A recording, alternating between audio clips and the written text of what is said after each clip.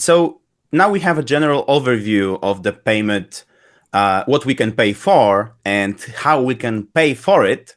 So let's jump right into the next subject, which is quite important, I guess, if it's not the most important, security. So we are dealing with money.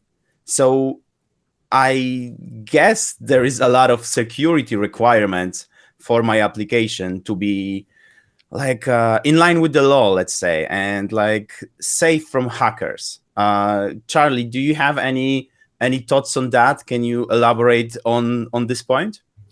Yeah, I feel like security is a huge topic, just in general, first of all, and then obviously when you're dealing with anything financial or financial services, then it's just an even bigger risk because it's like, okay, if my app doesn't have like good security standards, I'm not just giving away like my users' email addresses, which is pretty bad, but I'm giving away their bank account information, which is awful and could ruin their lives.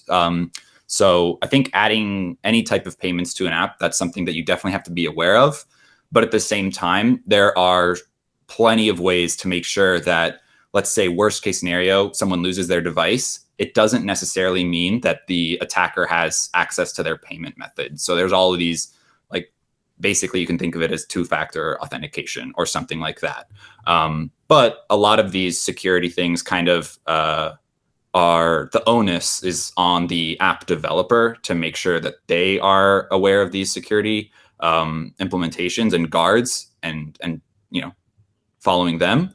And then the other half of that is to make sure that whatever processor you're using is also implementing like the guards that they should be. So if I can like shout out to Stripe's security standards a little bit over here.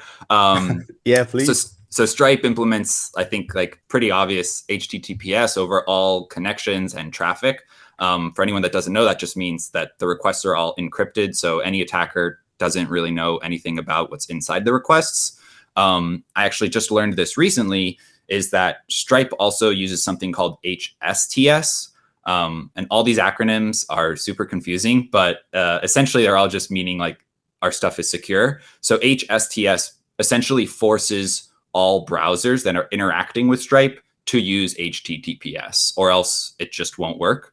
And then Google and Mozilla both have these like lists of domains that require, like, are hard coded to require HTTPS. So I would expect pretty much any payment processor to want to be on that list, because you would never do any payment related requests over just like an HTTP connection.